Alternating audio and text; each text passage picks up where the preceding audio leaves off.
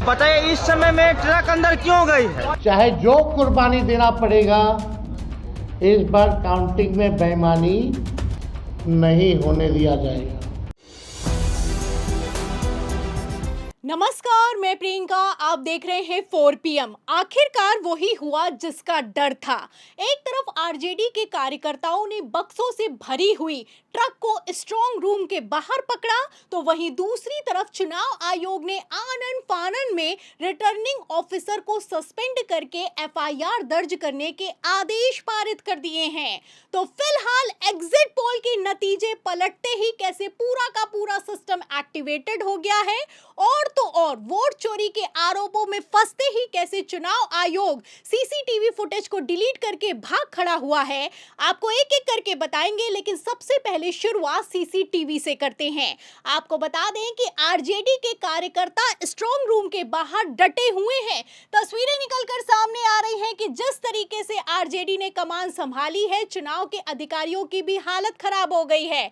आप तस्वीरें देख सकते हैं कि जैसे ही CCTV फुटेज बंद होता है, तुरंत वीडियो निकलकर सामने आ रहे हैं। कई जगह के वीडियो CCTV फुटेज बंद पड़े हुए हैं, अधिकारी चालू तक नहीं कर पा रहे हैं।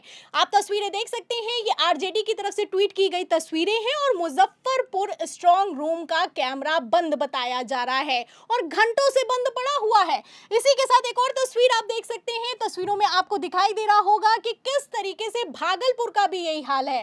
भागलपुर में जो CCTV फुटेज हैं, ये बंद पड़े हुए हैं। मतलब अभी वोटिंग हुई है और वोटिंग के 2 दिन बाद ही इनके CCTV खराब हो गए हैं। कई जगह के CCTV बंद हैं और इस CCTV फुटेज का वीडियो शेयर करते हुए आरजेडी की तरफ से चुनाव आयोग से सवाल किया गया है, लेकिन चुनाव आयोग है कि जवाब देने के लिए तैयार नहीं है। एक तरफ चुनाव आयोग जवाब नहीं दे रहा है, वहीं दूसरी तरफ एक वीडियो निकलकर सामने आया है जिसने सोशल मीडिया पर तहलका मचा दिया है। आपको बता दें कि एक वीडियो निकलकर सामने आया है और इस वीडियो में दावा यह किया जा रहा है कि बक्सों से भरे ट्रक से EVM को इधर उधर किया जा रहा है। ये वीडियो 12 तारीख यानी कि 12 नवंबर आधी रात 2 बजे का है और इस वीडियो के सामने आने के बाद DM से लेकर SP तक स्ट्रांग रूम के बाहर पहुंचे हैं। फिलहाल क्या चल रहा है, वीडियो देखिए, फिर आगे चर्चा करते हैं। वीडियो में आप देखिए उसी के साथ आप लोग डटे रहे। ये ट्रक देखिए, ये 3 घंटा पहले ये ट्रक अंदर गई है और इस ट्रक में बॉक्स भरी हुई थी, हम खुद देखे थे।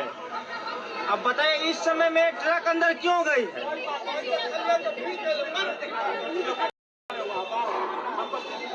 वोट चोर गद्दी छोड़। तो वोट चोर गद्दी छोड़ के नारे लगाए जा रहे हैं। स्ट्रांग रूम के बाहर का ये हाल है। DM से लेकर SP तक पहुंचे हुए हैं। जवाब देने में हालत खराब हो गई है।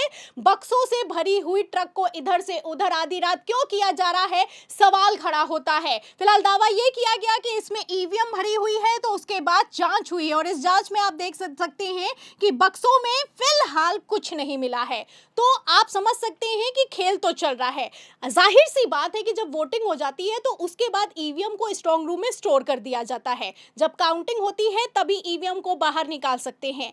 ऐसे हालातों में जब 11 तारीख को वोटिंग खत्म हो गई, तो 12 तारीख की आधी रात को ये बक्सों से भरा हुआ ट्रक इधर से उधर क्यों किया जा रहा था? फिलहाल जब जांच हुई तो इसमें कुछ नहीं मिला है, लेकिन इतना तो साफ है कि यहाँ पर दाल में कुछ काला नहीं, बल्कि पूरी की पूरी दाल ही काली है।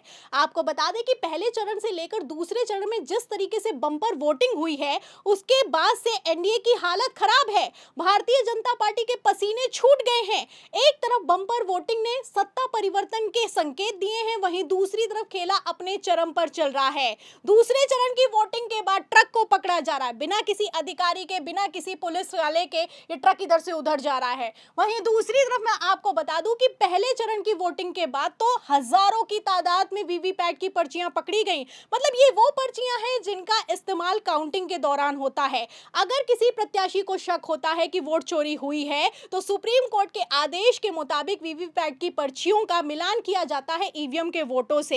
लेकिन फिलहाल इन वीवीपैट की पर्चियों को हजारों की तादाद में पहले ही फेंक दिया गया। इसको पकड़ा गया, पब्लिक ने डीएमएसपी को बुलाया, बवाल खड़ा हुआ, उसके बाद कहीं जाकर एक्शन हुआ। फिलहाल इन पर्चियों में आप देख सकते हैं कि कहीं पर भी आपको ये नहीं दिखाई देगा कि तीर या फिर कि कमल का निशान है। ये पर्चियां पकड़ी गई समस्तीपुर में, समस्तीपुर जहां पर भारतीय जनता पार्टी की हालत खराब है। समस्तीपुर को लेकर मैं आपको बता दूं, जब वीडियो निकलकर सामने आया तो एआरओ को सस्पेंड कर दिया गया और एफआईआर दर्ज करने के आदेश पारित कर दिए गए। फिलहाल इसके आगे इसमें क्या एक्शन हुआ ये किसी को कुछ नहीं पता है। फिलहाल खेल की अगर बात की जाए तो खेला अपने चरम पर चला, और कितना चरम पर चल रहा है इसका अंदाजा आप इस बात से लगा सकते हैं कि पहले समस्तीपुर को लेकर एक वीडियो निकलकर सामने आता है जिसमें एक संदिग्ध व्यक्ति स्ट्रांग रूम में घुसता हुआ पकड़ा जाता है, उसके बाद पर्चियां बरामद होती हैं। फिलहाल जो समस्तीपुर में हुआ है उसके बाद आप समझ सकते हैं कि आखिर क्यों सीसीटीवी फुटेज को चुनाव आयोग प्रोवाइड करने के लिए तैयार नहीं होता है। फिलहाल मैं आपको बता दूं कि जहां बिहार चुनावों की सरगर्मी अपने उफान पर है, वहीं दूसरी तरफ दिल्ली हाईकोर्ट से एक खबर निकलकर सामने आई और इस हाईकोर्ट में आप देख सकते हैं कि चुनाव आयोग ने साफ साफ कह दिया है कि उसने 2024 लोकसभा चुनाव के जितने भी सीसीटीवी फुटेज हैं उनको सबको डिलीट कर दिया है। मतलब पहले रातों रात नियम को बदला गया कि इलेक्ट्रॉनिक फुटेज आम पब्लिक को नहीं दिया जाएगा और अब उस नियम के तहत सीसीटीवी फुटेज को ही डिलीट कर दिया गया है। तो किस तरीके से चुनाव आयोग काम कर रहा है और बिहार चुनावों में पूरा सिस्टम एक्टिवेट हो चुका है आप समझ सकते हैं।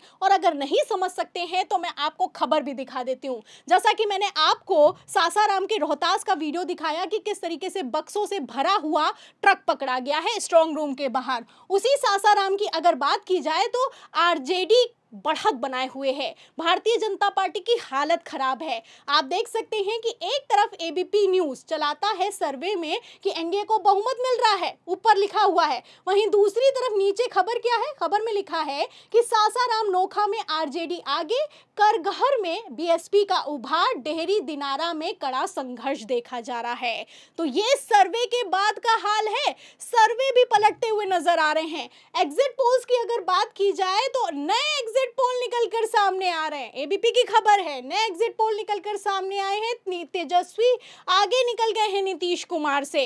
तो फिलहाल नीतीश कुमार ने भी स्थिति को भांप लिया है और पलटी मारने का संकेत दिया है। आपको बता दें पहले तो वोटिंग के दिन अचानक से नीतीश कुमार जेडीयू के दफ्तर पहुंचे थे और अब मजार पर पहुंच गए हैं। मतलब पहले मंदिर गए, फिर गुरुद्वारा गए, फिर उसके बाद में मजार पर पहुंच गए। तस्वीरें आप देख सकते हैं कि मजार पर पहुंचे हुए नीतीश कुमार, और यहीं पर जब मजार पर पहुंचे हैं तो हरा साफा बांधा है और जब पत्रकार सवाल करता है कि कुछ बोलिए एग्जिट पोल पर, तो बोला तक नहीं जाता है।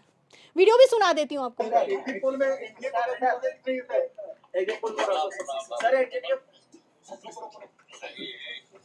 तो ये हाल हो चुका है। ऐसा लगता है कि मानो नीतीश कुमार ने पलटी मारने के संकेत दे दिए। वही नीतीश कुमार हैं जो कि चुनाव प्रचार के दौरान मुस्लिम टोपी लगाने से इनकार कर रहे थे, लेकिन अब हरा साफा बांधे हुए हैं।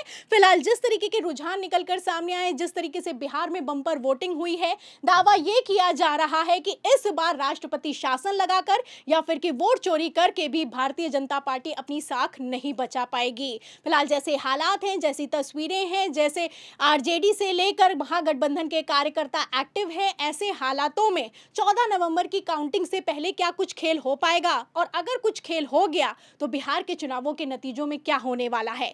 इस सवाल के जवाब में पूरी रिपोर्ट पर जो भी आप सोचते हैं हमें कमेंट बॉक्स में जरूर लिखें। वीडियो को ज्यादा से ज्यादा शेयर करें, हमारे चैनल को लाइक करें, सब्सक्राइब करें, ज्वाइन करें। फिर मिलती हूँ अगली खबर के साथ, तब तक के लिए धन्यवाद।